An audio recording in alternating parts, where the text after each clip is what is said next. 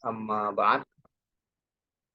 Eh, Pertama-tama, marilah kita senantiasa memanjatkan rasa syukur kehadirat Allah Rabbul Alamin yang hari ini masih memberikan kita berbagai macam nikmat.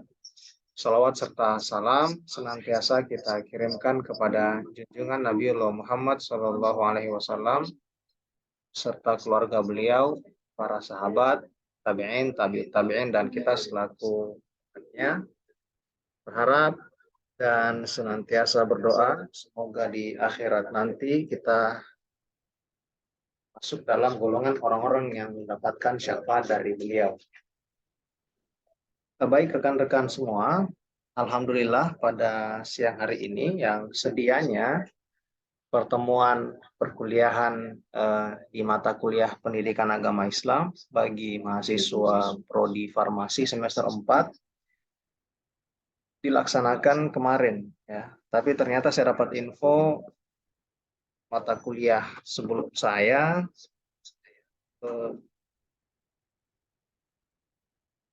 menggunakan waktu praktek yang ternyata cukup panjang ya, sampai mengganggu jadwal saya. Nah, saya nggak tahu ya apakah hal ini diperbolehkan, karena sebetulnya kalau bicara etika harusnya dosen yang bersangkutan menghubungi saya gitu kan, karena mengganggu jadwal yang memang sudah ditetapkan buat saya, tapi sampai sekarang belum ada komunikasi. Ya hanya melalui mahasiswa saja ya komunikasi itu. Tapi tadi ya harusnya secara etika yang bersangkutan langsung menghubungi saya saja gitu kan untuk berkoordinasi. Ini sebetulnya kurang efektif gitu kan, karena ya sampai mengganggu mata kuliah yang lain. Saya nggak tahu juga seperti apa kebijakan yang ada di universitas. Saya mungkin karena bukan dosen tetap gitu ya, hanya DTT istilahnya, dosen tidak tetap atau dosen luar biasa. Saya nggak tahu ya apakah karena alasan itu, wallahu a'lam. Nah, tapi ini saya sebagai ya bagian pembelajaran lah buat kawan-kawan. Wah, ada hak orang lain yang juga harus dihargai, yang harus dihormati, sehingga yang namanya komunikasi itu penting untuk ditempuh gitu ya. Oke, baik teman-teman, berdasarkan jadwal yang ada, hari ini kita memasuki pertemuan ke-6. Ya, pada pertemuan 5 kemarin, saya sudah memberikan tugas kepada teman-teman, dan berdasarkan data yang saya cek di Google Classroom, sebagian besar sudah mengumpulkan tugas, tapi ada yang belum ya mengumpulkan tugasnya. Ada 1 orang nih di sini. Dari total 12 orang ya. Semoga ini memang betul-betul 12 orang gitu ya, karena kadang-kadang juga ada mahasiswa yang 1 mahasiswa tapi 2 akun yang terdaftar, sehingga dia dihitung 2 ya, padahal 1 orang saja. Nah, ini 1 orang ini saya perlu sebutkan namanya atau gimana?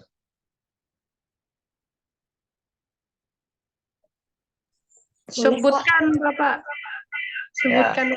biar tahu ya, biar tahu, bukan Iya. bermaksud untuk apa-apa gitu ya. Nah, biar tahu kalau ada yang masih belum mengumpulkan tugas. Atas nama Nova Tiara ya.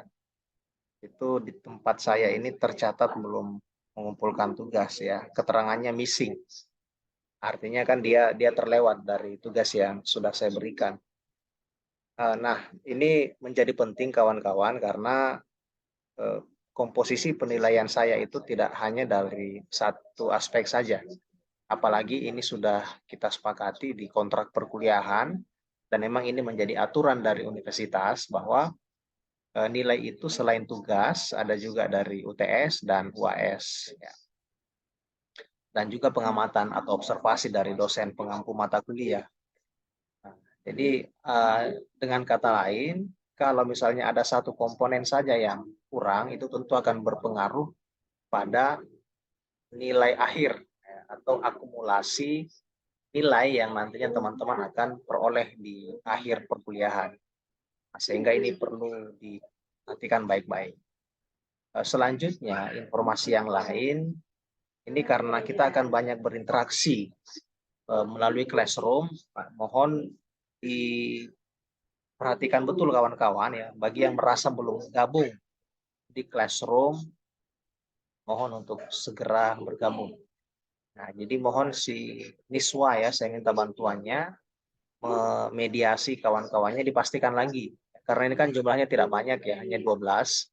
Ya, nanti dipastikan lagi siapa yang belum join. Saya kira linknya juga masih ada ya. Semoga bisa segera ditindaklanjuti. Tapi kalau dilihat dari sisi jumlahnya sih ya sudah pas. Cuman tadi ya ini untuk mengantisipasi kalau ada mahasiswa yang satu mahasiswa tapi 2 akun yang terdaftar ya, sehingga dia jadinya dihitung 2 padahal cuma 1 orang saja. Oke, saya kembali.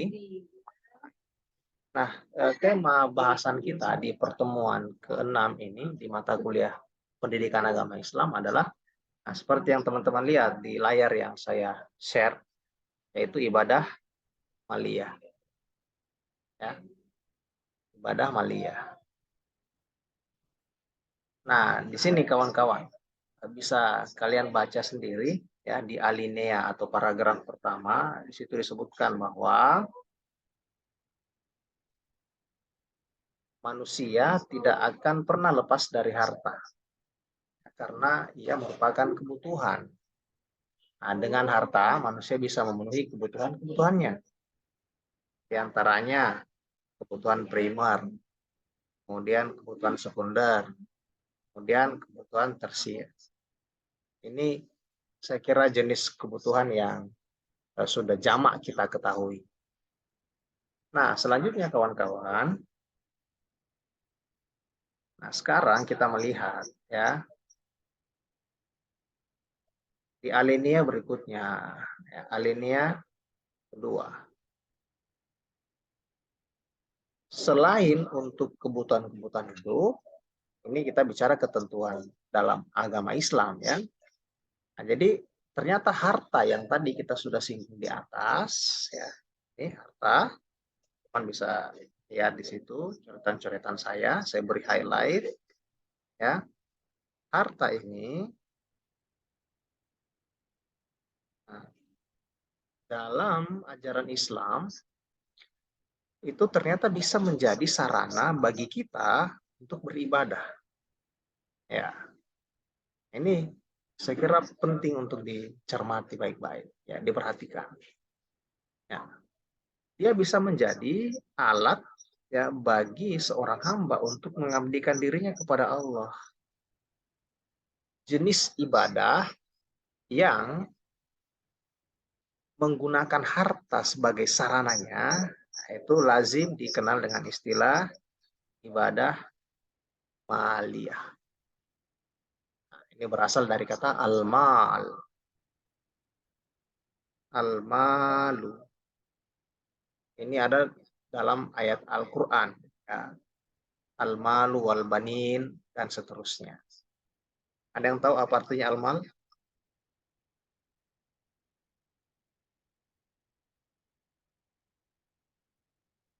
Al-malu. Yang tahu?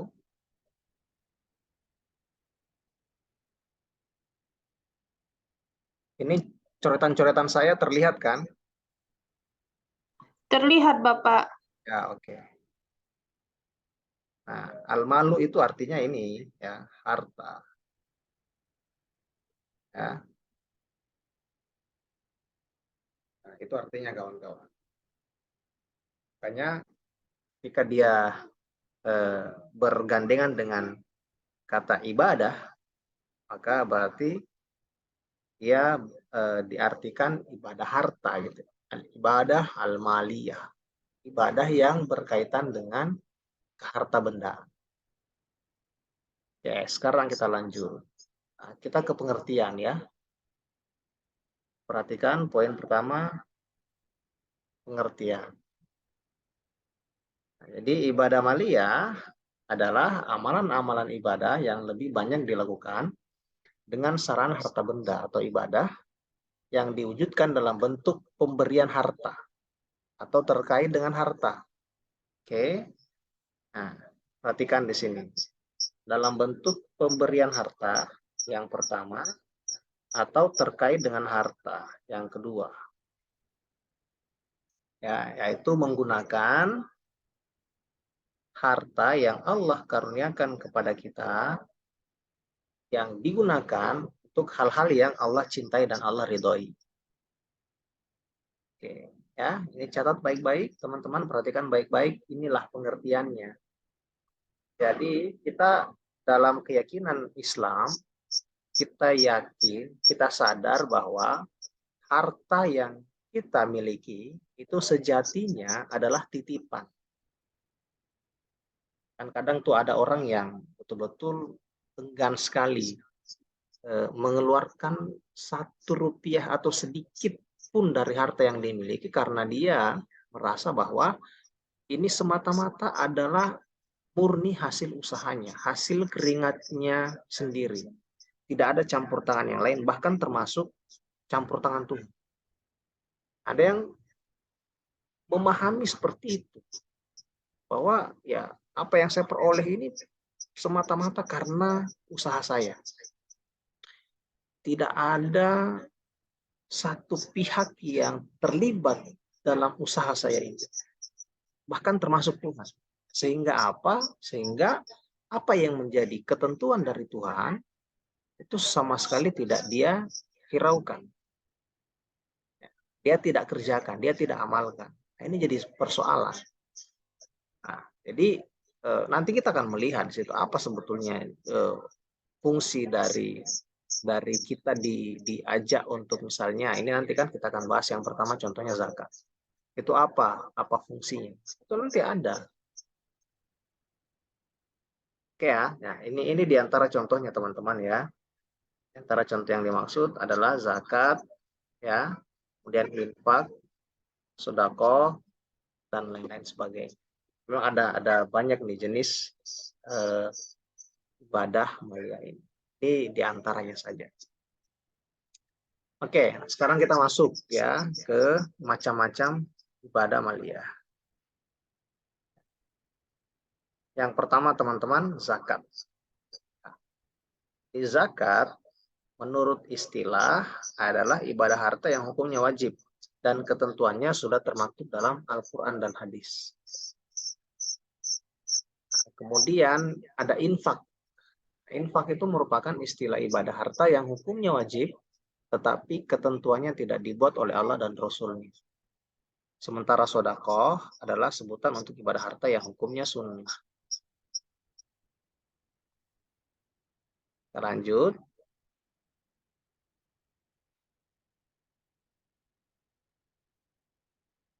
Nah, khusus tentang infak wajib adalah infak dari penghasilan yang tidak dikenai kewajiban zakat.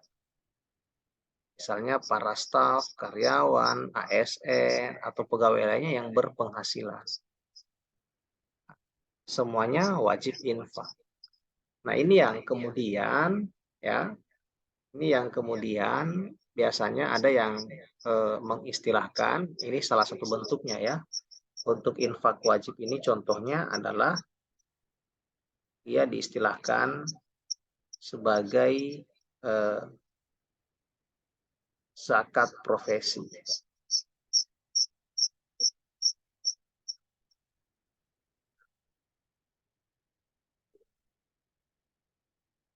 Nah, sementara untuk jenis zakat yang umum itu dia sudah termaktub ketentuannya dalam Al-Quran dan hadis Nabi.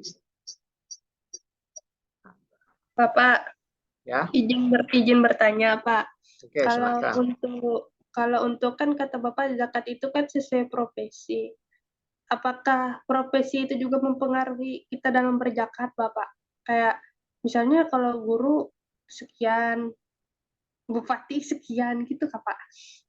Oke, itu ada ketentuannya ya. Ada apa namanya? Berapa persen yang harus dikeluarkan. Nah, ini saya akan cek terlebih dahulu ya. Nah, nanti akan saya informasikan karena saya agak lupa untuk ketentuan zakat profesi itu. Ya, ini memang apa namanya sudah diatur sebetulnya ya oleh ulama mengenai ketentuan ini. Nah, cuman tadi ya kalau ditanyakan apakah sesuai dengan jenis profesinya, sejauh yang saya ketahui adalah yang dilihat itu berapa penghasilan yang dia hasilkan. Jadi bukan melihat profesinya. Ya.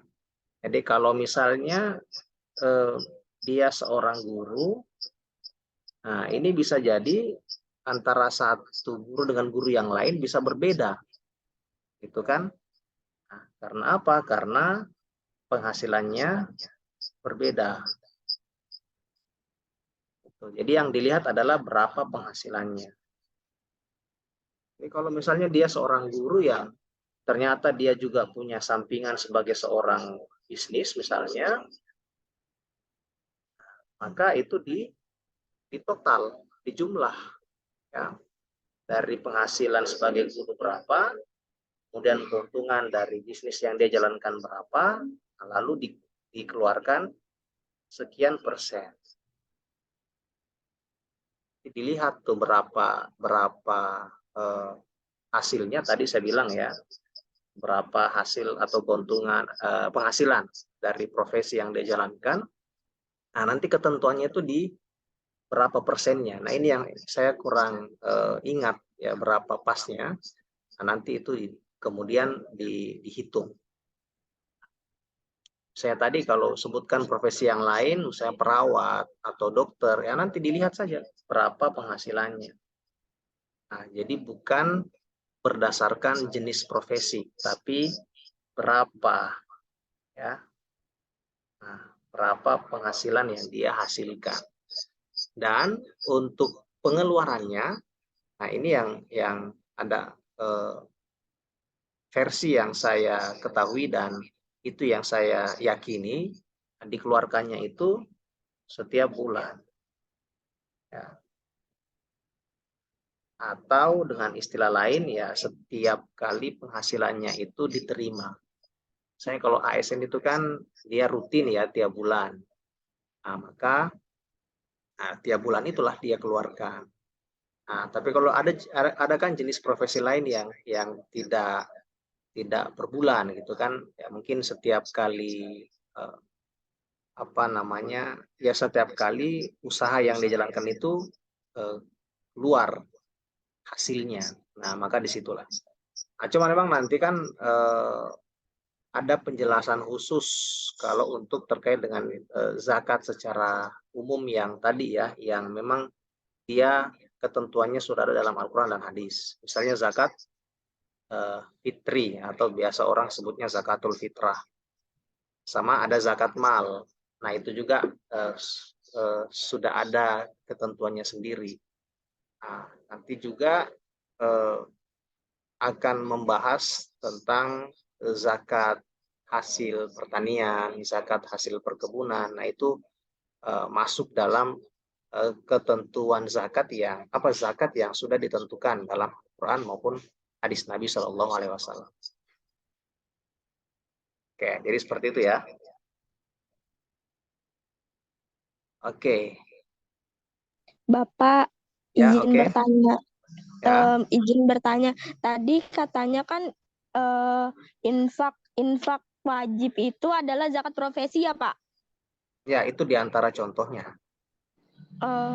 Apabila kita tidak melaksanakan kewajiban itu, apakah kita mendapatkan dosa atau gimana ya, Pak? Ya, baik.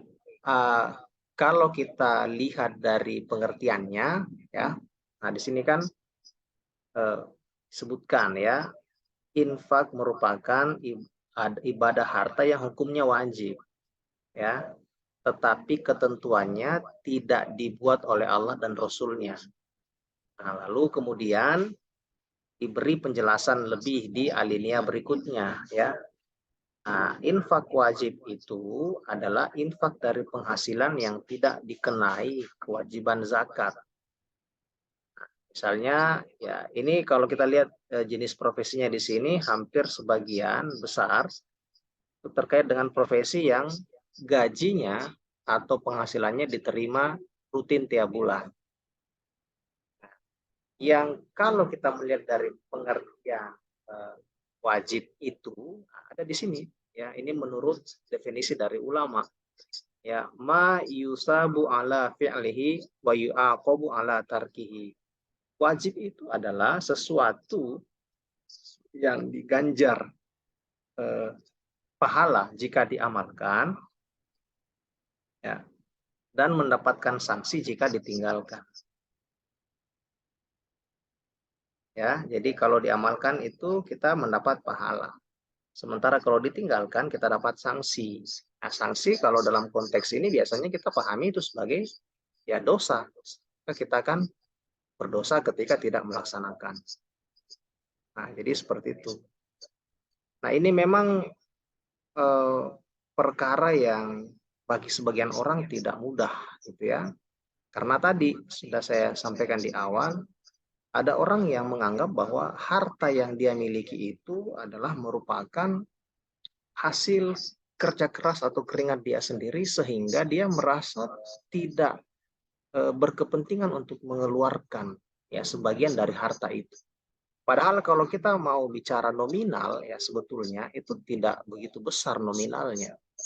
Ya, berapa persen sih yang kemudian kita harus keluarkan dari jumlah keseluruhan penghasilan yang kita peroleh? Nah, ini saya mau langsung saja ya. Jadi karena apa? Di antara fungsi dari ibadah maliyah ini, misalnya zakat, itu kan sudah digariskan oleh Allah dalam Al-Quran, ya. Ada ayat yang berbunyi khuz min amwalihim shadaqatan tutahhiruhum wa tuzakkihim biha wa shollu alaihim. Jadi kenapa kita diminta untuk berzakat? Ya, karena dalam ayat itu disebutkan khuz min amwalihim shadaqah. Ambillah dari harta mereka sebagian harta mereka zakatnya.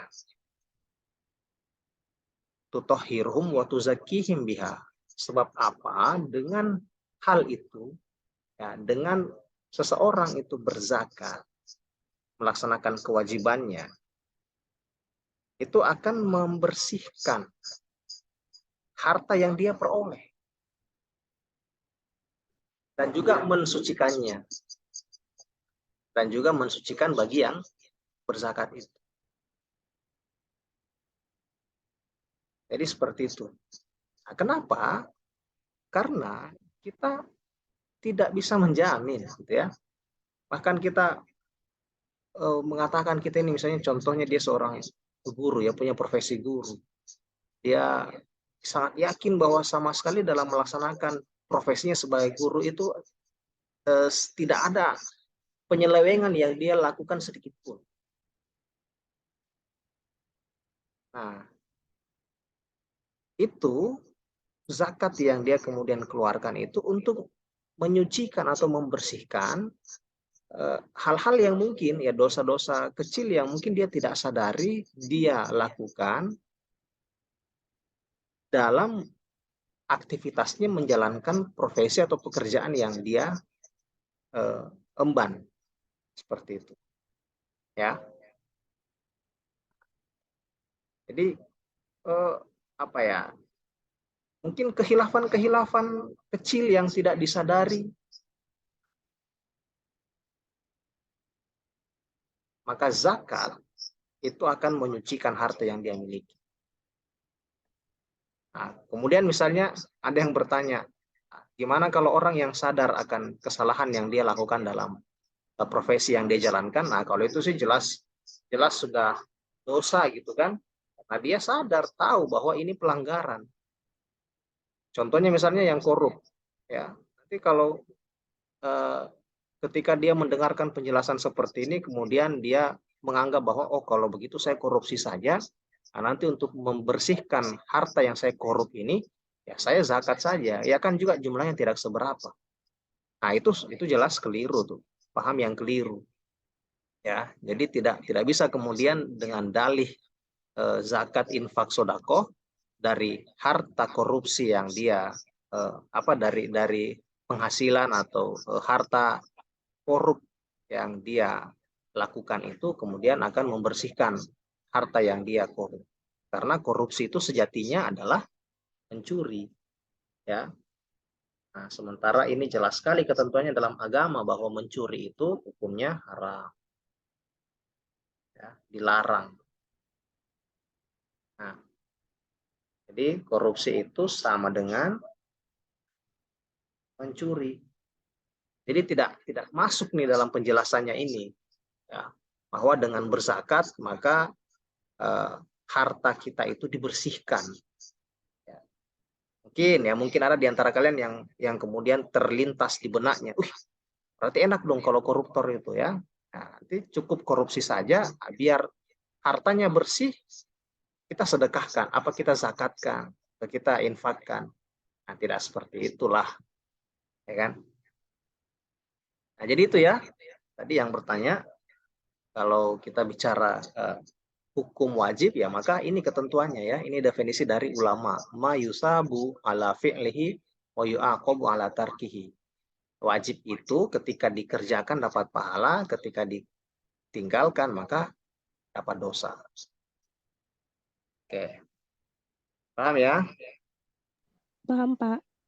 Oke, saya lanjut. Nah, kalau ini pengertian sunnah, ya, tapi ada juga yang mengatakan ya, sunnah itu sebetulnya kalau ditinggalkan, kalau dikerjakan dapat pahala, ya, hukum sunnah maksudnya dikerjakan dapat pahala, sementara ditinggalkan bukan tidak apa-apa, tapi rugi pahala. Ada yang katakan begitu, ya. Nah, kalau dikerjakan dapat pahala iya, tapi kalau ditinggalkan sebetulnya rugi. Oke, baik. Ini teman-teman ya, di paragraf berikutnya di bahan yang saya share itu, nah, di sini disebutkan tentang perbedaan hukum wajib dan sunnah. Kalau dalam Islam itu kan kita kenal ada 5, ya, ada 5 hukum. Yang pertama ada wajib, kemudian ada sunnah, terus apa lagi yang masih ingat? Ada mubah, ya, ada makruh. Nah, terus yang satunya apa, lupa saya. Oke, nah ini masing-masing ada penjelasannya, ya, dan juga contoh-contoh amalannya. Oke, tapi kita skip saja, kita lanjut. Nah, di sini ya kita kemudian masuk ke dalam pengertian, ya, atau definisi.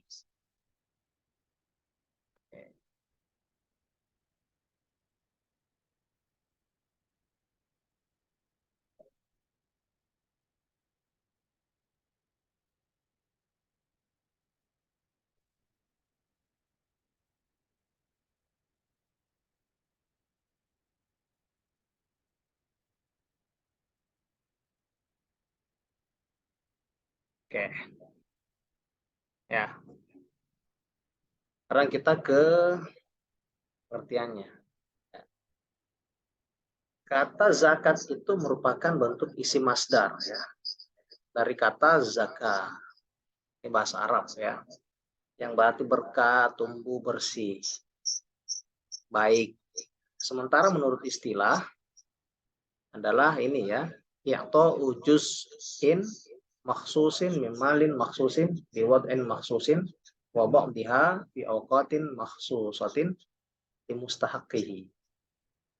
Nah, zakat secara istilah itu artinya memberikan sebagian yang khusus dari harta yang khusus dengan ketentuan yang khusus, dan sebagiannya disalurkan pada waktu yang khusus. Oke.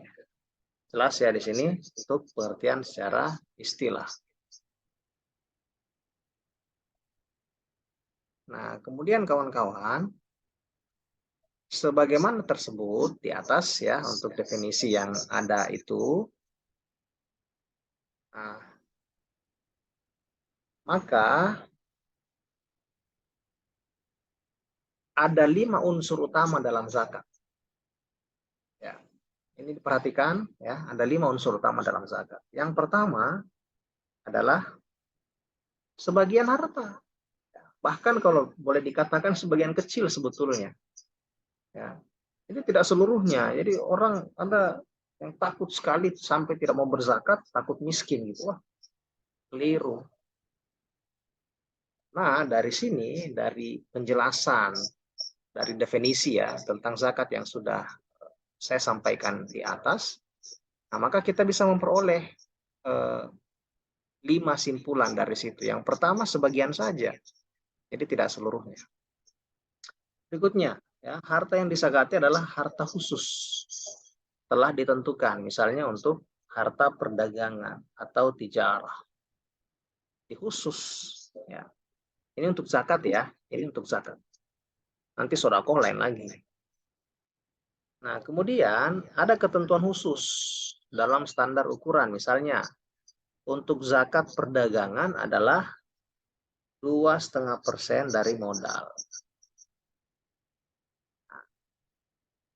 Jadi, ini ketentuan untuk zakat harta. Ini termasuk dalam zakat mal ini ya, jenis zakat mal. Jadi karena itu tadi ya zakat yang wajib itu yang ditentukan kan berdasarkan hadis Al-Quran dan hadis itu ada 2 ya. Pertama zakat fitri ya, yang ini kita laksanakan setiap kali jelang Lebaran ya, di bulan Ramadan, tapi di akhir ya, disunahkan itu di akhir ya, jelang inilah jelang sholat Idul Fitri. Ini yang pertama. Yang kedua zakat mal.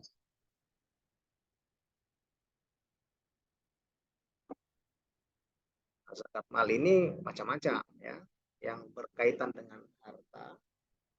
Nah, itu yang dizakati. Ya, ini ada penjelasannya ya. Ada ketentuannya. Oke, saya lanjutkan. Yang keempat, sebagian didistribusikan pada waktu tertentu. Ya. Nah, ini kita bisa lihat di sini zakat fitrah ini. Kalau yang dulu pernah saya dapatkan itu sebetulnya penyebutannya bukan zakat fitrah ya, tapi zakat fitri. Oke. Nah, ini tadi ya, saya sudah sampaikan ketentuan waktunya.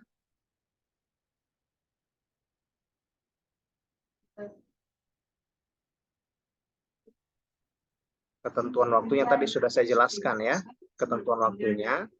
Nah, kemudian zakat harta dalam hal ini adalah zakat emas. Ini sudah ada ketentuan waktunya ya.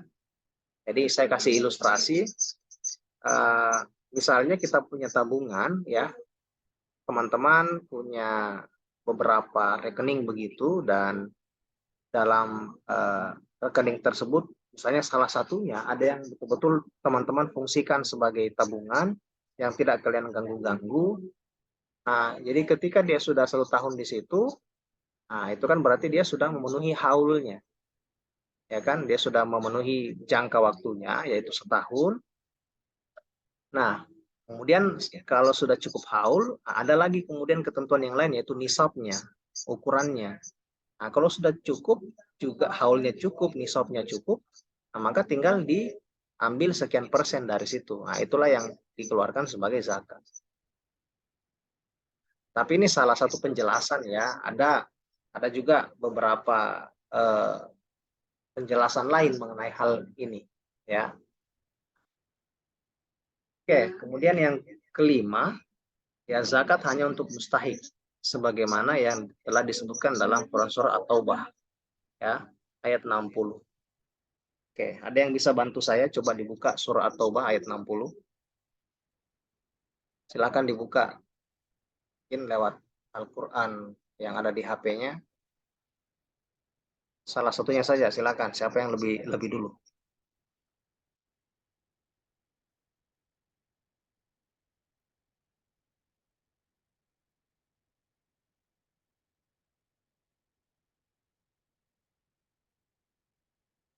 Oke, silakan.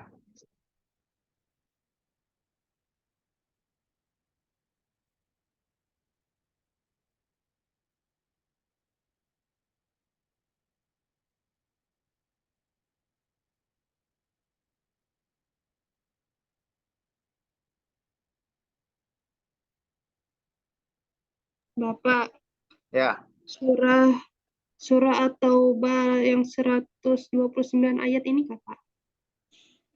ya pokoknya surah yang ke-9 urutannya dalam Al-Quran.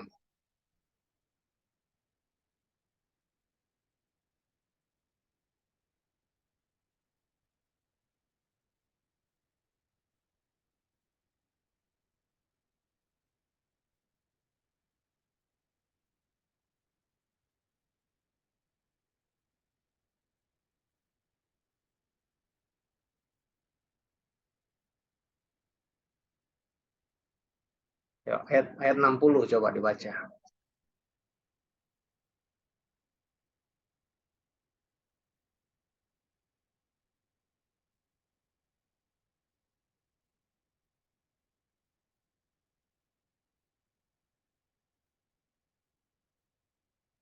Sudah ketemu belum?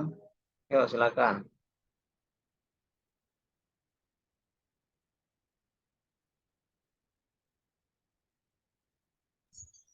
Sudah, Pak, tapi saya sedang berhalangan, Pak. Ya, oke, yang lain kawannya silakan.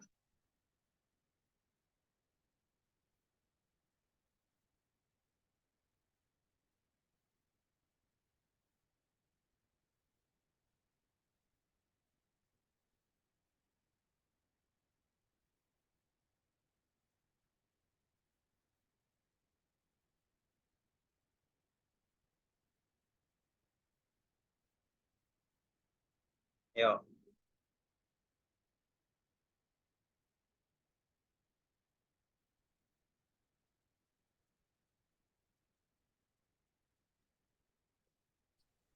Yang ayat 60 loh, Pak.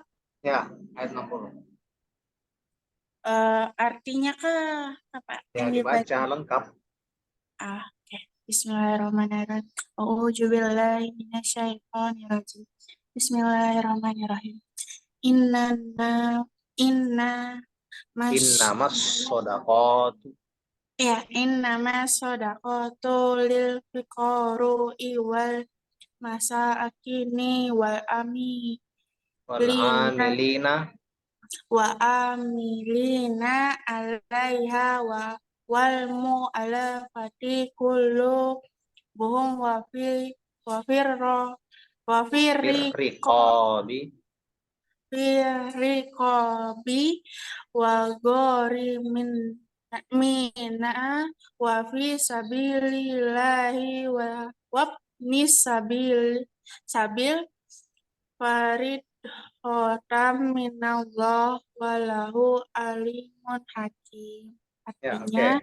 Artinya, Artinya sesungguhnya zakat itu hanyalah untuk orang-orang fakir, orang miskin, amil zakat yang dilunakkan hatinya mualaf untuk memerdekakan hamba sahaya, untuk membebaskan orang yang berutang, untuk jalan Allah, dan untuk orang yang sedang dalam perjalanan sebagai kewajiban dari Allah. Allah Maha mengetahui, Maha bijaksana. oke deh. Ya, kasih ya. Tadi si Normaliah ya. Iya, Pak. Ya, makasih. Terima kasih. Ya, jadi itu. Ini unsur yang kelima ya, berdasarkan dari definisi yang sudah disebutkan di atas. Ya, bahwa tadi ya,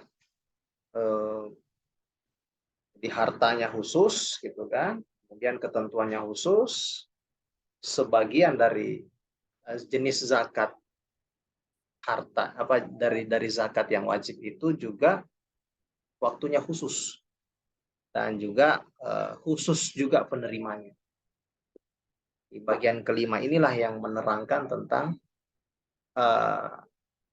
kelompok-kelompok khusus tadi, ya, yang kita istilahkan dengan mustahik, yang berhak menerima zakat.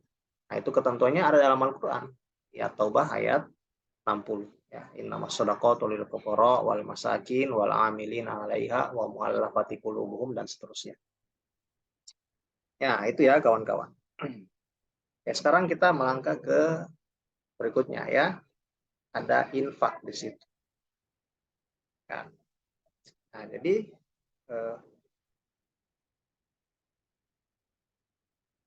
oke.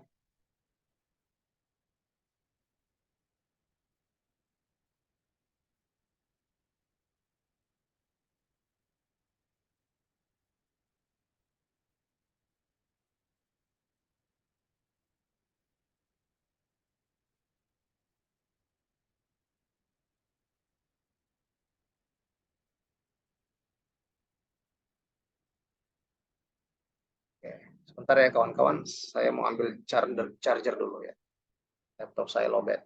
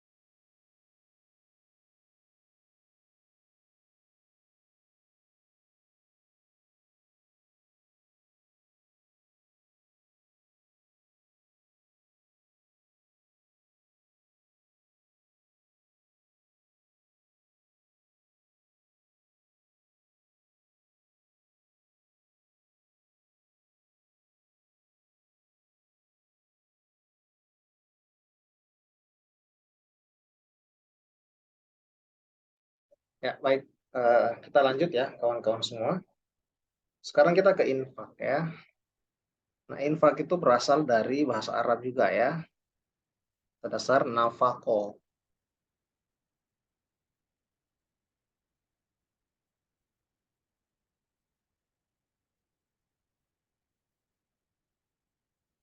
Sebentar dulu. Kenapa saya putus? Cek suara saya masih terdengar di situ? Masih, Pak. Pasti Bapak. Oke, bentar. Saya tiba-tiba terputus.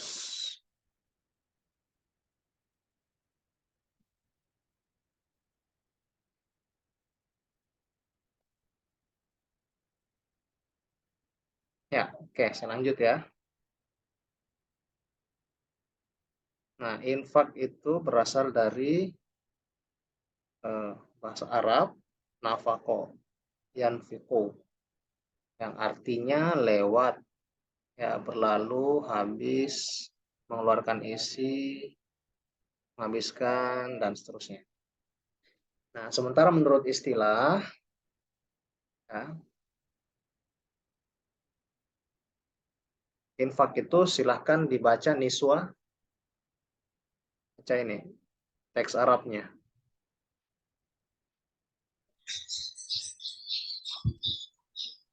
Ijrojul malil tayyibi fit ta'ati wal mubahati. Ya, baca artinya. Artinya mengeluarkan harta yang thayyib baik dalam ketaatan atau hal-hal yang diperbolehkan. Ya, oke. Nah, baik itu pengertiannya ya. Jadi mengeluarkan harta yang thayyib, yang baik dalam ketaatan atau hal-hal yang dibolehkan. Nah, kemudian kita lihat ada perbedaan ya antara infak dengan sedekah. Infak dan zakat ya, bukan sedekah. Nah, jadi perbedaannya adalah yang pertama itu terletak pada standar ukurannya, kemudian waktunya, kemudian mustahiknya. Ya, mustahiknya 3. Oke. Kalau zakat itu sudah tertentu ya. Tadi sudah kita lihat penjelasannya di atas ya. Ada 5 unsur utama zakat itu. Ya. Jadi pertama harta tidak seluruhnya tapi sebagian. Kemudian waktunya ditentukan, ukurannya ditentukan. Ya. Ukuran itu termasuk juga jumlah, besarannya berapa dan sebagainya, dan juga penerimanya. Ya kan? Nah, sementara kalau infak itu ya tidak ditentukan standarnya, termasuk juga waktu penunaiannya. Jadi kita mau infak saja ya, kapanpun itu boleh, silahkan. Mau berapapun silahkan, terserah. Ya, dan juga kepada siapapun. Nah, jadi dia tidak ada ketentuan penerimanya. Oke.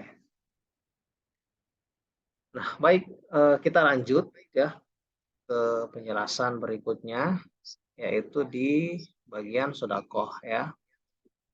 Nah, sedekah itu adalah ibadah harta yang pada umumnya ya, jadi ibadah harta pada umumnya disebut sedekah ya. Sedekah yang wajib dan ditentukan standarnya itu disebut zakat, sementara yang tidak disebut infak. Adapun sedekah yang sunnah disebut kata sedekah itu sendiri. Kalau dari sisi pengertian, ya sedekah itu berasal dari bahasa Arab ya, as-sidqu, yang artinya benar, jujur. Jadi falsafah dari sedekah itu adalah ya orang yang memiliki keyakinan atau akidah yang benar, kemudian jalan hidupnya benar juga, lalu kemudian akhlaknya juga benar. Selain itu ini juga merupakan manifestasi dari kejujuran seseorang. Ya, seperti itu.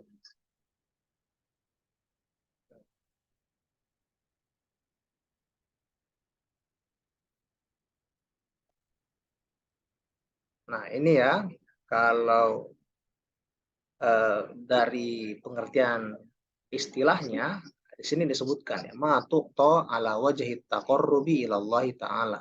Sesuatu yang diberikan untuk mendekatkan diri kepada Allah Ta'ala.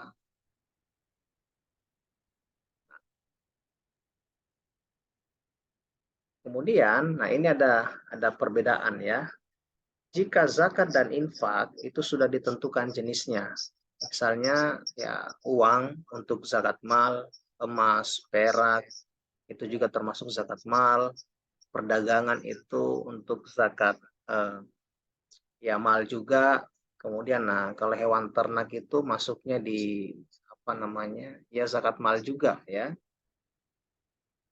dan lain-lain sebagainya. Maka sodako tidak demikian ya. Sodako itu bisa dalam bentuk apapun ya, barang-barang yang kita miliki, bahkan tenaga yang kita miliki, kita menyumbang pikiran kita untuk kemaslahatan umat, itu juga termasuk sodako. Ya, makanya di situ disebutkan ya, bahkan wajah sumringah ya, wajah senyum kepada sesama, kita tidak menampilkan wajah yang kecut begitu, itu sebetulnya bisa bentuk sodako. Ada hadisnya tuh ya, ada hadis Nabi yang menjelaskan hal itu. Jadi hadis Nabi itu berbunyi tabassumuka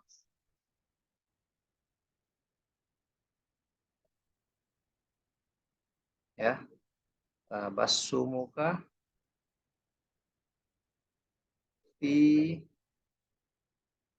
wajhi akhika shadaqah.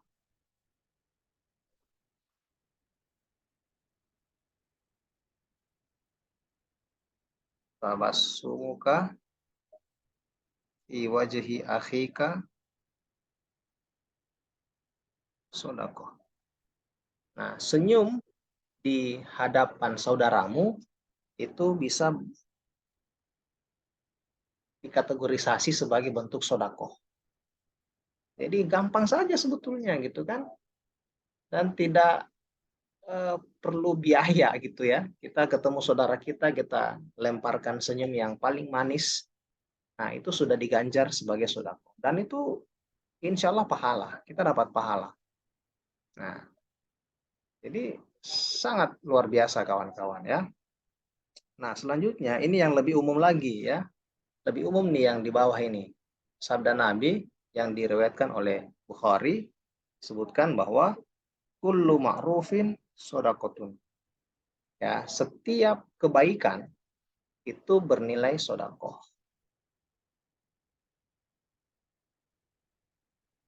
Kemudian dalil yang lain ya, ini masih hadis Nabi diriwayatkan oleh Muslim ya, la tahtaqiranna minal ma'rufi syai'an walau antalqu akhaka biwajhin talqin. Janganlah kamu menyepelekan kebaikan sedikit pun walaupun kamu bertemu saudaramu dengan wajah sumringah. Nah, ini yang tadi ya, yang di hadis yang berikutnya ini yang tadi sudah saya jelaskan ya, dari Ibnu Hibban. Tabassumuka fi wajhi akhika laka shadaqah. Nah, jadi ini ya, ini penjelasan tentang tiga tadi. Yang pertama ada zakat, kemudian apa? Setelah zakat apa?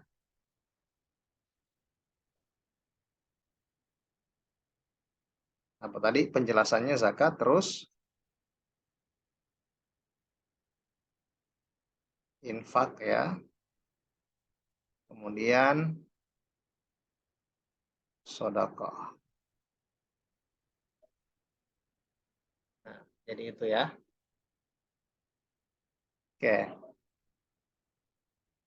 Sekarang masih berkenaan dengan ibadah maliyah ya, yang berkenaan dengan harta. Nah, ini ada istilah fidyah. Oke.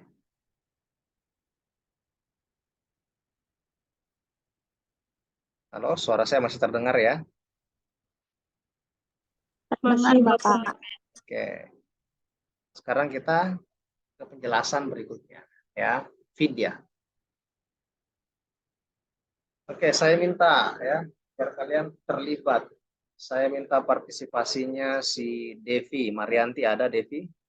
Ada Bapak. Oke, tolong dibaca itu yang paragraf pertama. Yang fidyah tuh ya Pak. Ya, betul. Fidyah adalah penetapan sesuatu pada tempat lain sebagai tebusan atau penggantinya, baik berupa makanan atau lainnya. Fidyah juga berarti kewajiban manusia mengeluarkan sejumlah harta untuk menutupi ibadah yang ditinggalkannya. Fidyah saum wajib dilakukan oleh seseorang yang tidak sanggup karena kepayahan dalam melakukan saum fardu, khususnya di bulan Ramadan. Sebagai salah satu bentuk ruksah apa? Ruksah atau dispensasi yang Ya. diberikan Allah kepada mereka, karena Allah Subhanahu wa taala tidak membenahi hamba-hambanya, melainkan sesuai dengan kemampuannya. Lanjut, Oke. Pak. Cukup dulu ya. Sebentar ya, sebentar.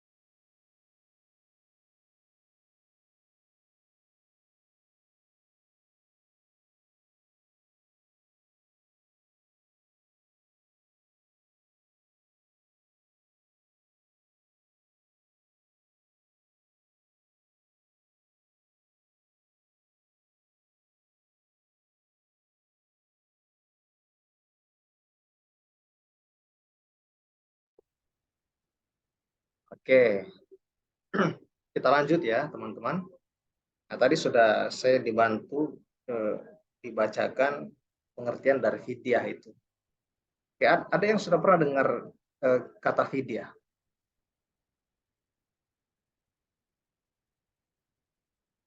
Siapa di sini yang sudah pernah dengar kata fidyah atau mungkin sudah mengerti apa itu fidyah? Kalau aku sendiri Pak nggak pernah sih dengar katanya apa kayak masih baru ini aja baru dengar dari pelajaran Bapak aja sih kalau dari saya.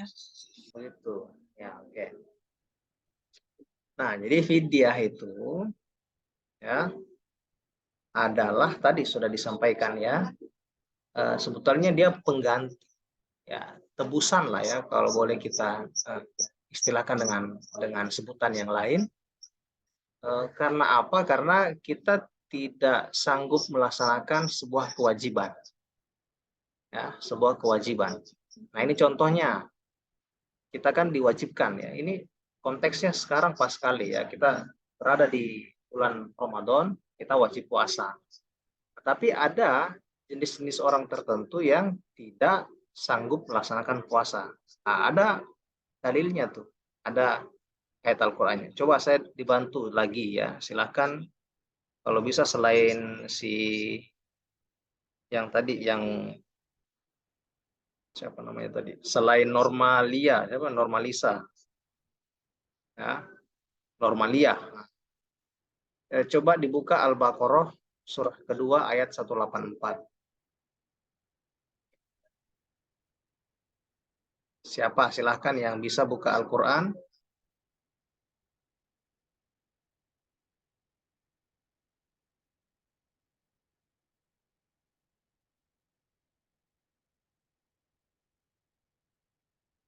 Yuk, Al-Baqarah 184.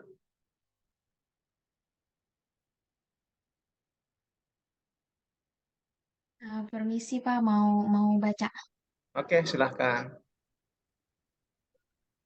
Al-Baqarah ayat 184 ya Pak? Ya, A'udzu billahi minasyaitonir rajim. Bismillahirrahmanirrahim. Ayyaman ma'dudat. Faman kana minkum maridan aw ala safarin fa'iddatum min ayyamin ukhar. Wa 'alal ladzina yutiqunahu fidyatun ta'amu miskin. Faman tatawwa'a khairan fahuwa khairullah. Wa an tasumu khairul lakum in kuntum ta'lamun.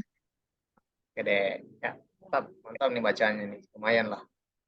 Ya, kasih Nur Izzati ya.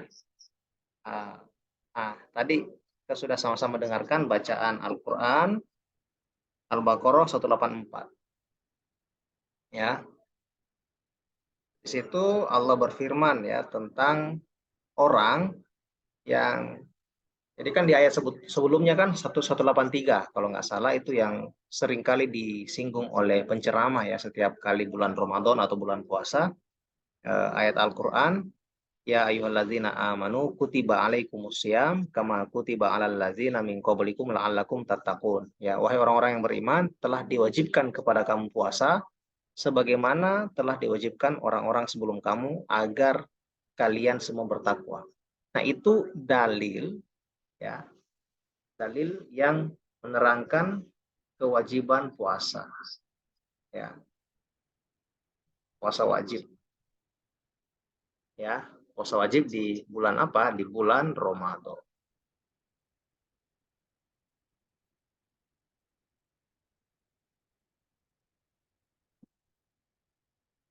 Nah, ya. Kemudian ada ketentuan bagi yang wa in kuntum maridon au ala safarin, bagi yang sakit atau yang bepergian fa'iddatun min ayamin ukhar. Ya, dia tetap kena kewajiban tapi menggantinya maksudnya ya di bulan yang lain. Nah, yaitu ya selepas bulan Ramadan. Mau dilaksanakan di bulan Syawal, di bulan Zulkaidah, Zulhijjah, atau Muharram di tahun berikutnya, ya, sampai sebelum Ramadan di tahun depannya masuk. Tapi kalau misalnya ternyata orang sakit itu memang sama sekali tidak bisa melaksanakan puasa, bahkan untuk mengganti di bulan lain atau di hari lain, nah, maka ada ketentuan yang kemudian mengatur ya untuk mengganti kewajiban dia yang dia tinggalkan karena sakit, ya maka ini fidyahlah ketentuannya. Jadi ini luar biasanya Islam. Jadi selalu ada solusi bagi setiap persoalan. Ya. Termasuk tadi ya bukan hanya orang sakit, bahkan ibu yang menyusui kalau dia merasa payah gitu kan, ibu yang hamil, ibu yang ya itu tadi ya, ibu yang menyusui atau lagi mengandung, nah, itu bisa dalam tanda petik cukup membayar fidyah jika dia merasa tidak bisa melaksanakan puasa wajib, ya puasa Ramadan dalam hal ini. Nah, bagaimana ketentuan fidyah? Nah ini ya, memberi makan satu orang miskin. Dengan ketentuan kita biasanya seperti apa? Jadi anggaplah misalnya kita dalam satu hari itu ya kita kalikan makanan kita gitu kan dalam satu hari 3 kali sehari. Kalau di total misalnya ya kita habisnya satu kali makan itu 30.000, anggaplah seperti itu ya, kali 3 berarti 90. Nah maka kita memberikan ya, bisa dalam bentuk uang itu tadi ya 90 kepada satu orang miskin. Nah itu untuk menggantikan satu hari puasa yang kita tinggalkan. Seperti itu. Ya. Nah, jadi saya ambil contoh nih, ya, misalnya ada orang sakit, gitu ya, dan memang dia berdasarkan konsultasinya dengan dokter, kata dokter, wah Anda tidak boleh puasa. Ya. Maka, ya, dia ikuti saja saran dokter, gitu kan, karena itu akan berpengaruh kepada kesehatannya. Nah, tapi karena di situasi Ramadan ya puasa, maka dia ada dispensasi atau keringanan rukhsah istilahnya, ya kan, dengan membayar fidyah. Jadi misalnya hari ini dia meninggalkan puasa untuk hari ini, nah, maka dia bisa langsung hari ini juga menyerahkan tadi ya ukuran makan dia dalam sehari itu kepada satu orang miskin. Mau dilebihkan itu tidak apa-apa, ya itu masuk dalam sedekahnya dia. Ya kan? Karena tadi kita sudah melihat definisi dari sedekah itu adalah kullu ma'rufin sedekah. Jadi setiap kebaikan itu insya Allah bernilai sedekah. Nah, jadi itu ya. Nah, kenapa fidyah ini masuk dalam jenis ibadah maliyah? Ya, karena tadi ini juga melibatkan harta yang kita miliki. Gitu. Melibatkan harta yang kita miliki. Jadi karena tadi kita tidak bisa puasa, maka kita bayar fidyah. Bagaimana ketentuannya? Ya, bayar fidyah itu adalah mengganti puasa yang kita tinggalkan itu dengan memberi satu makan orang miskin. Nah, kita kan memberikan itu kan berarti dengan harta kita, gitu ya. Bukan hartanya orang gitu, tapi hartanya kita. Oke, paham ya? Ya, sekarang kita lanjut. Nah, di sini ya ada ketentuan-ketentuannya. Nah, tadi sudah saya singgung ya. Saya orang yang tidak melaksanakan puasa karena faktor lanjut usia. Jadi sudah sangat tua dan memang sudah tidak bisa puasa. Maka boleh. Dan orang sakit permanen ya, maka boleh. Dan tadi sudah saya singgung juga ini perempuan hamil, menyusui, maka dia boleh bayar fidyah kalau dia merasa tidak kuat ya untuk melaksanakan puasa. Nah, ini ya ketentuan keempat saya kira tadi sudah saya jelaskan. Oke, sekarang kita ke jenis yang kelima ya, kifarat. Ini juga masuk dalam perkara maliyah ya, harta benda. Oke, sekarang saya minta partisipasinya Satrio Adi Nugroho. Satrio ada? Ada, Pak. Oke, silakan baca paragraf pertama itu. Kiparat atau bersumpah palsu salah satu cara adalah dengan memberi makan 10 orang miskin, yaitu dari makanan yang biasa diberikan kepada keluarga sendiri, atau memberikan pakaian kepada mereka, atau memerdekakan seorang hamba sahaya. Dalam hadis riwayat Muslim juga diterangkan bahwa kifarat nazar yang tidak dapat dilakukan sama dengan kifarat sumpah. Oke, cukup. Ya, ini terpisah sebetulnya ya. Jadi kifarat itu kalau kita artikan dia denda ya, denda, kafarat. Nah, jadi kapan itu kemudian dikenai oleh seseorang? Jadi orang harus membayar kifarat dalam beberapa kondisi. Yang pertama, dia bersumpah, tapi ternyata sumpahnya sumpah palsu. Nah, maka hukuman bagi orang yang melakukan sumpah palsu adalah membayar kifaratnya. Apa kifarat bagi sumpah palsu itu? Nah ini. Salah satunya dengan memberi makan 10 orang miskin. Ya. Jadi misalnya nih, ini contoh, si A.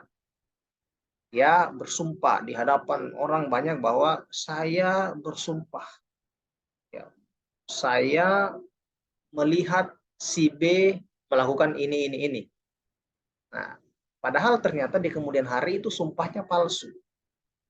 Maka dalam ketentuan yang diatur oleh Islam, yang bersangkutan si A tadi itu harus membayar sumpah palsunya itu. Ya, dengan cara yaitu memberi makan 10 orang miskin. Jadi teman-teman semua perlu kalian pahami ya. Jadi sumpah dalam Islam itu luar biasa. Ya, jadi makanya kenapa sangat dilarang yang namanya sumpah palsu. Karena sumpah itu dia itu bentuk kesaksian yang ya, dia bersumpah gitu ya. Nah, kalau bohong itu kan ya dia sebatas mengatakan yang tidak sebenarnya gitu ya. Nah, dan ini dalam tanda petik masih lebih ringan ya, dibandingkan sumpah palsu. Makanya kenapa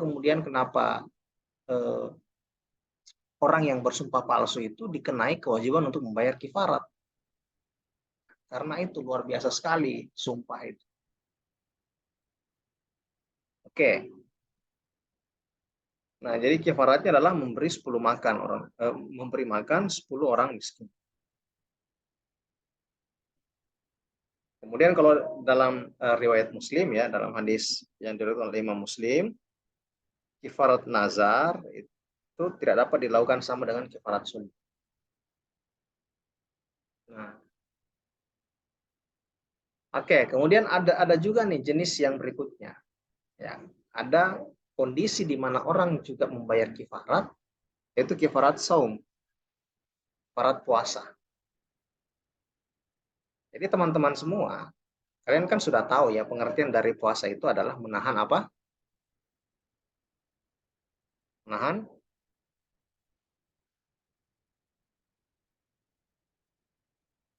Menahan lapar dan haus. Ya, bukan menahan lapar, ya menahan makan ya, tidak makan, tidak minum, ya kan? Dan khusus bagi suami istri juga tidak boleh melakukan hubungan suami istri. Ya. Yang pada dasarnya kan hukumnya halal ya, boleh kan? Ya, kalau sudah suami istri boleh melakukan hubungan suami istri, tapi khusus di siang hari selagi dia puasa, maka itu tidak boleh dilakukan. Anggaplah misalnya ada yang kemudian melanggar ketentuan itu, nah, maka dia kena ketentuan apa? Maka dia kena kifarat. Apa untuk kifarat bagi orang yang melanggar di bulan puasa itu? Nah, yang dalam konteks ini tadi ya, dia melakukan hubungan suami istri, ya, sepasang suami istri. Nah, maka kifaratnya adalah memerdekakan budak. Nah, cuman kalau sekarang sih ini bisa dikatakan hampir tidak ada, ya. Yang tidak ada itu budaknya, ya, karena sudah tidak ada tuh hari ini budak.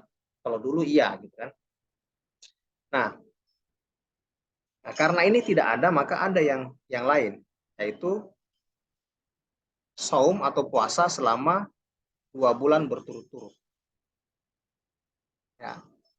Dan untuk bagi yang ingin menempuh cara ini dari penjelasan yang pernah saya dengarkan, jadi 2 bulannya itu memang berturut-turut, karena di sini ada kata betul-betul berturut-turut gitu ya.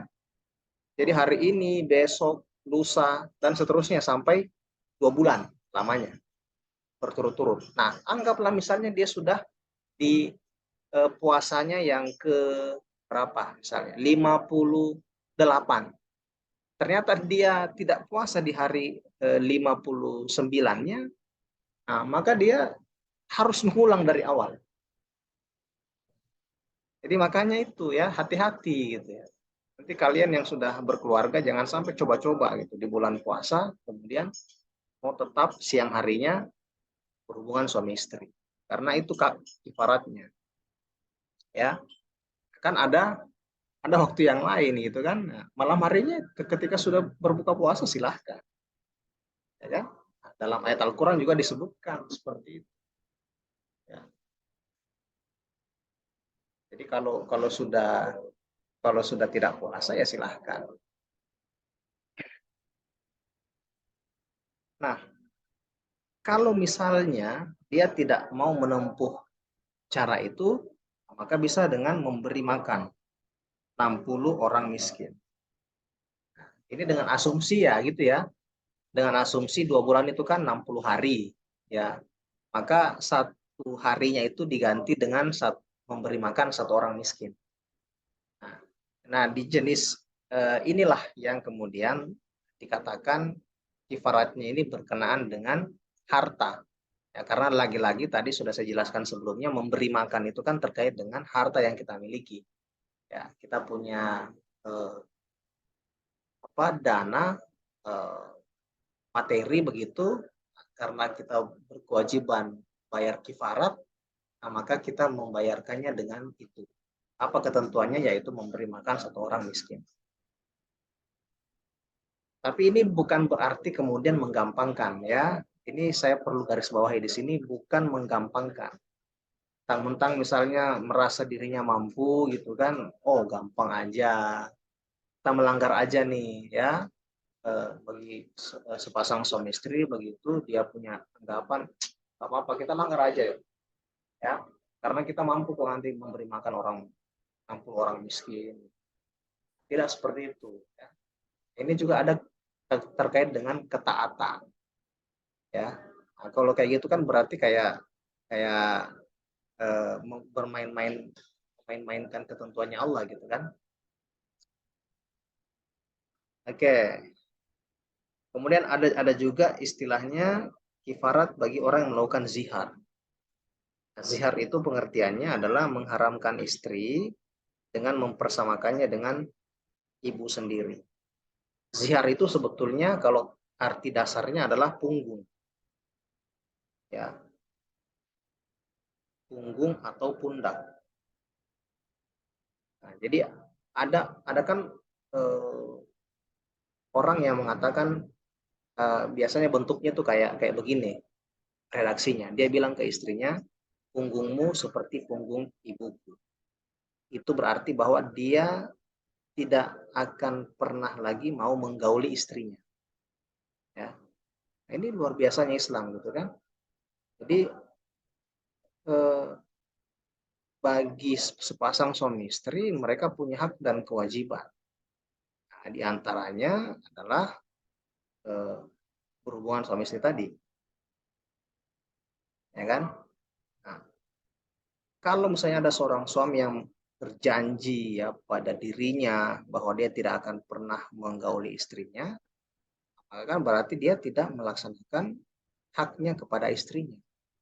Nah, orang yang seperti ini ya, maka dia sebetulnya melakukan sebuah pelanggaran ya, yang istilahnya tadi zihar ya, yang istilah yang mudah teman-teman pahami ya tadi sudah sampaikan, dia tidak mau menggauli istrinya. Maka kalau ada yang seperti itu dia kena kifarat. Apa kifaratnya? Yaitu memberi makan 60 orang miskin. Atau memerdekakan hamba sahaya budak. Atau puasa selama 2 bulan berturut-turut. Nah, miriplah tadi dengan yang sebelumnya ya. Nah, oke kawan-kawan. Kita lanjut.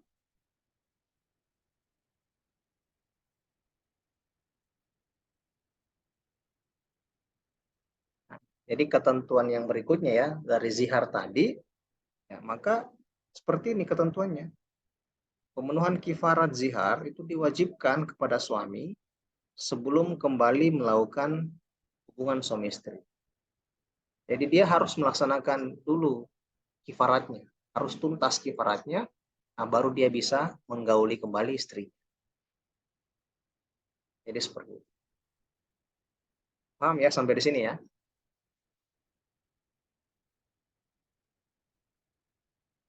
Paham ya?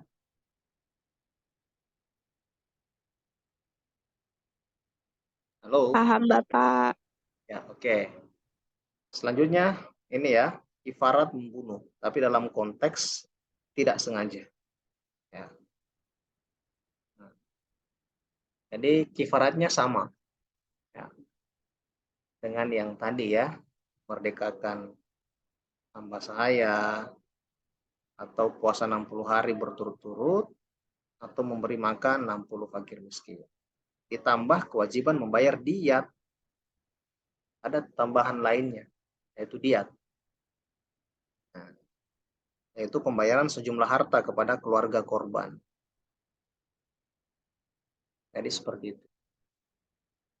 Nah ini memang kalau teman-teman dulu belajar ya, khususnya mungkin bagi yang pernah di sanawiyah atau aliyah, itu kalau saya dulu ya ada bahasan di mata pelajaran kami itu tentang pembunuhan. Nah, di situ dijelaskan ada ya jenis pembunuhan, ada yang disengaja, tidak disengaja, dan ada yang kelihatan disengaja, tapi sebetulnya tidak disengaja.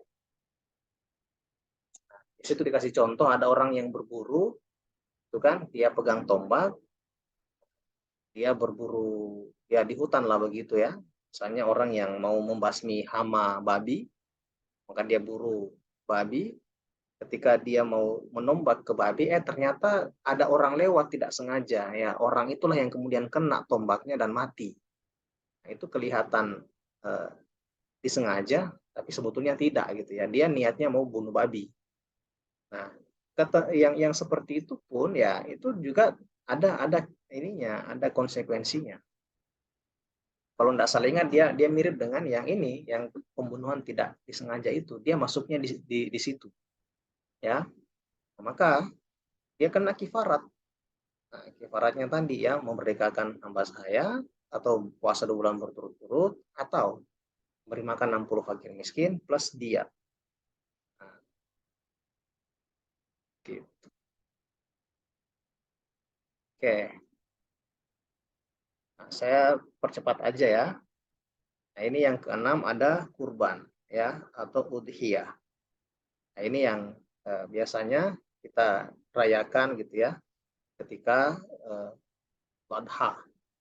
Itu tepatnya di tanggal 10 ya, 10 Zulhijjah, dan juga hari tasyrik ya, 11, 12 dan 13 Zulhijjah. Nah, jadi di situ saya kira untuk ketentuannya ya nanti bisa kalian baca sendiri ya. Ini ketentuan binatang kurban ada di situ. Nah, tapi kita skip aja. Oke, ini ada ibadah yang berikutnya ya, akikah. Nah, ini juga termasuk ibadah maliyah juga ya. Yaitu menyembelih kambing atau domba untuk kelahiran anak ya. Saya singkat saja, kalau untuk ketentuannya ya, kalau untuk anak laki-laki 2 ekor kambing, kalau untuk perempuan 1, dan dilaksanakan di hari ke-7. Ya, bisa diundur dengan kelipatan itu. Ke-7 hari ke-7-nya, hari ke-14-nya, hari ke-21-nya, dan seterusnya. Berikutnya ya, ada al-hadiyu. Oke, kemudian ada juga dam. Dam ini denda ya, ketika ada pelanggaran yang dilakukan dalam pelaksanaan ibadah haji. Oke. Nah, ya ini mungkin yang berikutnya ya. Ini yang terakhir ya, saya singgung ya. Hikmah ya dari ibadah maliyah tadi sudah saya singgung. Yang pertama itu adalah sebagai pembersih ya. Tutahhiruhum wa tuzakkihim biha. Ini tadi sudah saya sudah saya singgung dalilnya. Kemudian hikmah yang kedua adalah membersihkan hati dari penyakit tamak, rakus, kikir, dan penyakit-penyakit hati lainnya. Kemudian yang ketiga, maka dengan ibadah maliyah yang kita laksanakan, ya zakat, infak, sedekah dan lain sebagainya itu untuk menciptakan keseimbangan, ya keseimbangan hidup atau kesenjangan, dan untuk menghindari ketimpangan sosial, sehingga tidak ada orang kaya yang kemudian tidak peduli dengan orang miskin. Ini hikmahnya. Dengan adanya aturan dari Allah dan Rasul-Nya mengenai ibadah harta ini, maka orang yang mampu itu, ya orang yang kaya itu kemudian dia punya perhatian kepada orang-orang yang tidak mampu. Coba kalau kalian perhatikan, kalau ada suatu tempat di mana terjadi ketimpangan sosial, orang kayanya tidak peduli, bahkan mungkin tiap hari dia semakin kaya, yang miskin semakin miskin, maka yang terjadi adalah biasanya akan terjadi tindakan-tindakan kriminal. Ya, semakin tinggi itu tingkat kriminalitasnya, karena orang-orang kayanya tidak peduli, sehingga mendorong orang-orang yang tidak mampu ini untuk melakukan hal-hal yang melanggar hukum. Seperti itu. Ya, hikmah yang keempat, memupuk rasa kasih sayang. Ya, ini tadi sudah saya singgung ya, mirip-mirip lah dengan penjelasan sebelum. Kemudian ya ini tadi ya, ini konsekuensi dari yang saya singgung tadi di atas ya, tentang kriminalitas ini. Ya, jadi dengan ibadah maliyah itu maka akan mengikis segala bentuk kejahatan yang bisa terjadi dalam masyarakat akibat adanya kesenjangan, kecemburuan, dan ketidakadilan sosial. Jadi ini kawan-kawan. Ya. Nah, ini hikmah dari ibadah harta yang sudah kita bahas pada kesempatan siang hari ini. Oke, baik teman-teman semua. Saya kira untuk ulasan dari saya cukupkan, dan saya persilahkan bagi kawan-kawan jika ada yang mau disampaikan atau ditanyakan, saya beri waktu.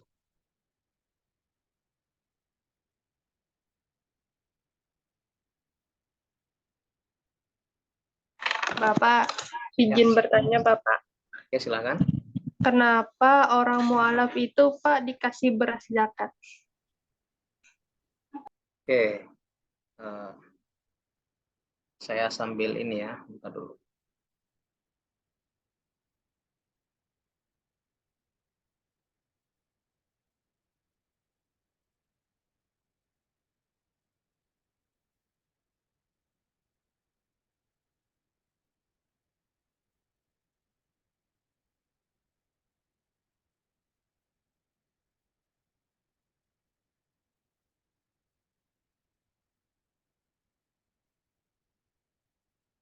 Oke, saya sambil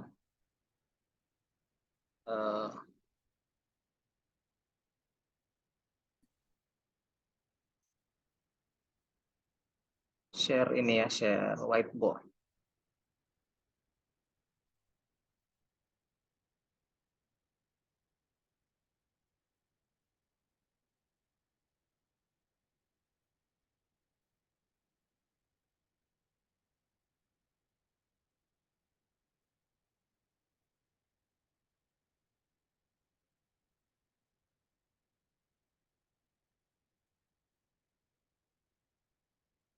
Oke, tadi ya menarik pernyataannya dari siapa tadi? El Maria kayaknya ya.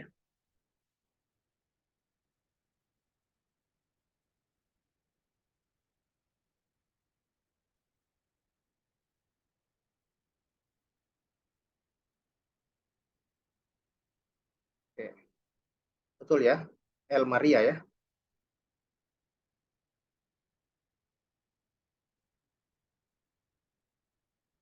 Ya enggak, tadi siapa? El Maria ya, betul ya.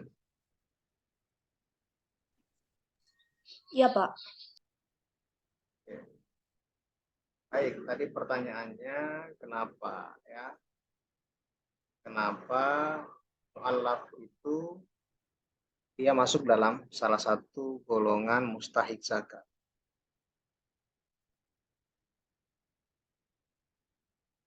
Oke, tentu kalau kita berbicara tentang hal tersebut, yang pertama adalah karena mu'allaf itu nah, dalam ayat Al-Quran tadi ya, Quran surah At-Taubah ayat 60, nah, dia termasuk mustahik ya, mustahik zakat.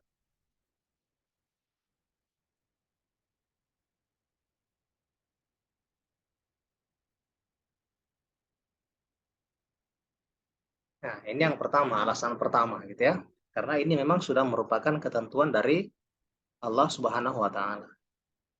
Innamas shadaqatu lil fuqara wal masakin wal amilina 'alaiha ya wa mu'allafati qulubuhum wa fir riqabi dan seterusnya. Lalu berikutnya, alasan yang lainnya adalah teman-teman kalau perhatikan ayat tersebut ya. Jadi mu'allaf itu dilanjutkan dengan sebuah kalimat wa mu'allafati qulubuhum. Ya kan? Tadi siapa yang baca itu ya? Harusnya masih ingat bacaannya tadi. Jadi mu'allaf itu sebetulnya arti dasarnya itu dilembutkan, lembut ya, allaf ya. Nah, apa yang dilembutkan? Yang dilembutkan adalah hatinya untuk menerima cahaya Islam. Nah, jadi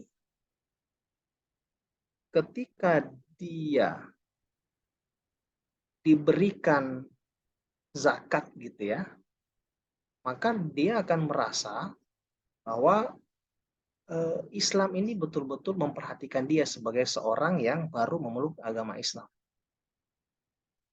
Dia sudah secara awal ya dia menemukan atau mendapatkan hidayah dari Allah untuk memeluk Islam.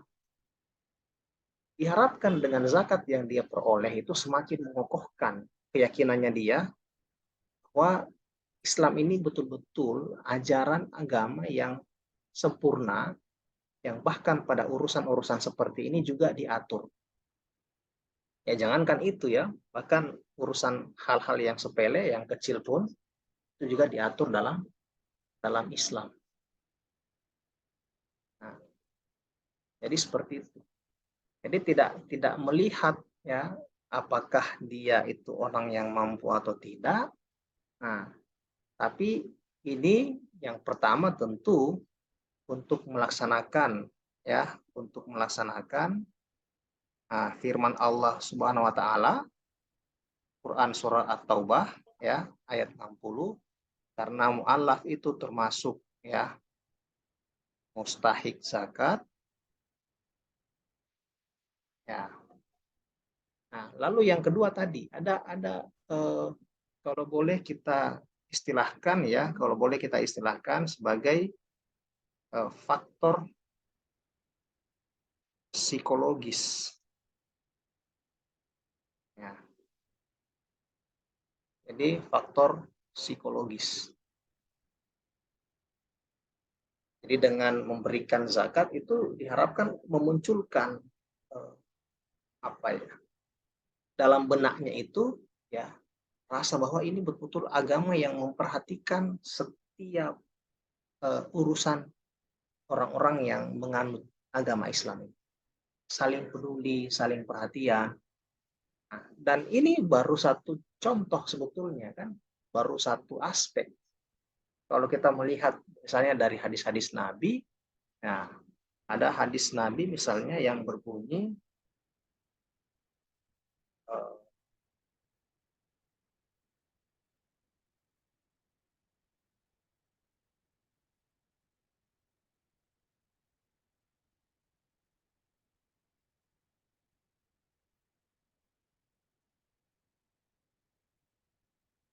dulu.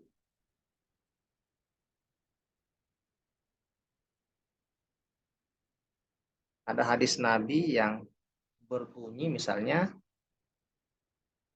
al-mu'min bil mu'min ya kal bunyan yashuddu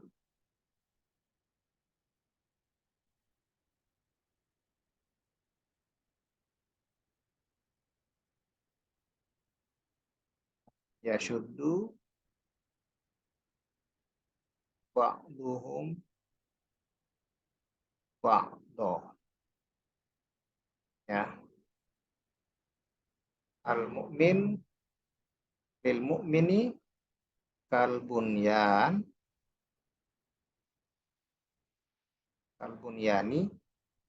yashuddu ba'duhum ba'do. Jadi sesama mukmin itu ibarat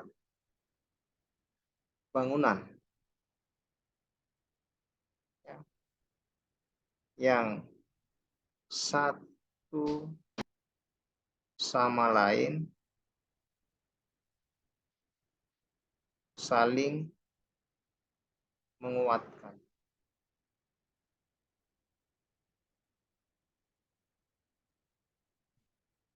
Ini jelas sekali nih ya. Jadi kalau kita menambahkan informasi yang lain terkait dengan penjelasan saya tadi tentang mu'allaf itu, sejatinya kita ini sama mukmin itu ibarat bangunan yang kokoh, jadi saling menguatkan. Ya. Kalau tadi untuk konteks mu'allaf, nah, kalau ini secara umum ya, artinya ini setiap orang yang beriman ya, dia itu ibarat bangunan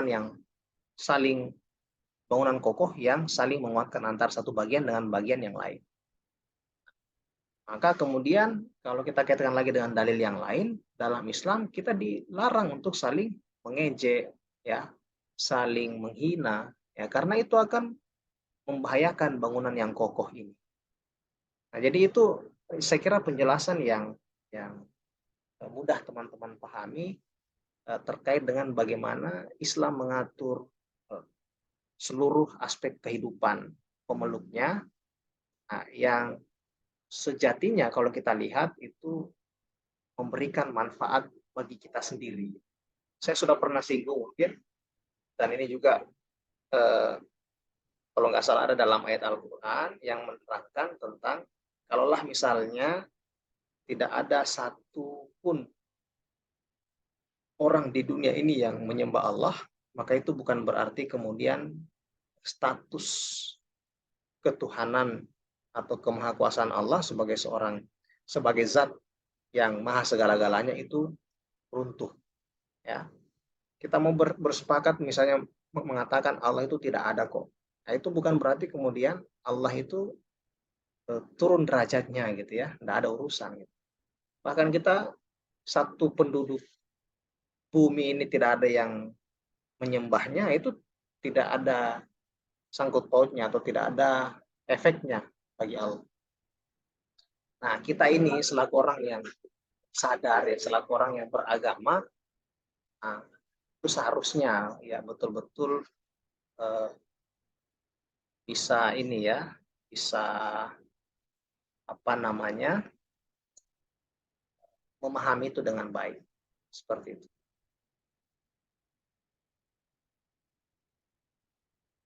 Oke, mungkin sudah jelas ya.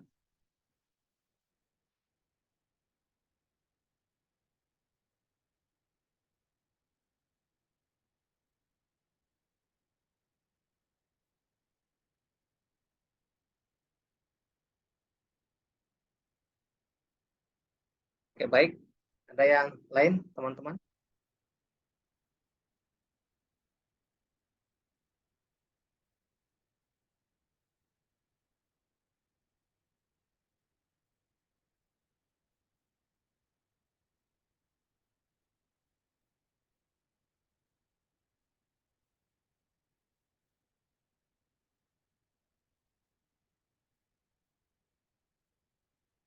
Gimana, masih ada? Sepertinya tidak ada, Pak. Cukup mungkin ya. Oke, baik. Oke, teman-teman semua. Kalau sudah tidak ada, mungkin bisa kita cukupkan untuk pertemuan kita siang hari ini. Insya Allah kita akan bertemu lagi di pekan depan. Kayaknya ini ya, belum libur atau bagaimana untuk minggu depan itu? Sudah libur, Pak. Sudah libur ya? Ya, Rabu itu tanggal 19 ya kalau nggak salah ya. iya, Pak. Memang kalau di aturan sih sudah masuk cuti bersama ya. Oke, Iya, berarti mungkin untuk pertemuan ke-7 bisa kita laksanakan setelah Lebaran ya, dan setelah itu kita baru UTS. Jadi pertemuan ke-8 itu jadwal UTS. Oke, baik. Itu dulu mungkin teman-teman apa yang saya sampaikan. Semoga ada manfaatnya bagi kita semua. Saya mohon maaf jika terdapat salah dan khilaf dalam penjelasan yang saya sampaikan. Semoga kita semua sehat walafiat, dikuatkan oleh Allah dalam menjalankan setiap amalan, khususnya amalan-amalan kebaikan yang kita isi di bulan Ramadan ini. Mungkin itu dulu dari saya. Mari kita tutup dengan sama-sama melafalkan hamdalah. Alhamdulillahirrabbilalamin. Sekian dari saya, lebih dan kurangnya mohon dimaafkan. Wabillahi taufiq wal hidayah. Wassalamualaikum warahmatullahi wabarakatuh.